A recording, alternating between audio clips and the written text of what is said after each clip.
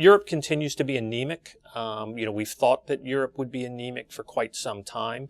To date, Europe's really not addressed their banking problems and their banking crisis. They've kind of chosen to turn a blind eye to it. They've allowed the banks to continue to hold on to the assets that they have. They've not been forced to recapitalize, and so I think we'll continue to see Europe really kind of flatline. You've got Italy back into recession. A couple weeks ago, you saw problems with one of the Portuguese banks that ultimately, needed to be bailed out. I think, Greece and certainly Ireland have started to get their act together. France looks like it's going in the wrong direction. Germany is flatlining after coming out with roughly 1% GDP. That's fallen off. And then I think the single biggest factor right now that we're focused on is what's happening in Ukraine with Russia.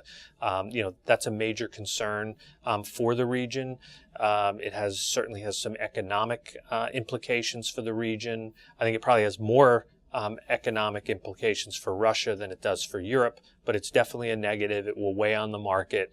I think the fact that this is happening at this time of the year where it's warm is probably a better thing than if it was happening in the winter, in the heating season, where Europe is a large consumer of Russian energy and natural gas.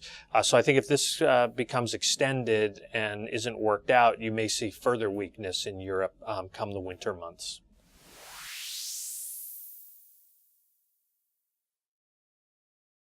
All investments are subject to risk, including the possible loss of the money you invest. For more information about Skybridge Capital Multi-Advisor Hedge Fund Portfolio Series G, call 1-888-759-2730 to obtain a prospectus. Investment objectives, risks, charges, expenses, and other important information about a fund are contained in the prospectus. Read and consider it carefully before investing.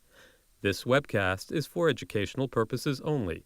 We recommend that you consult a professional advisor about your individual situation.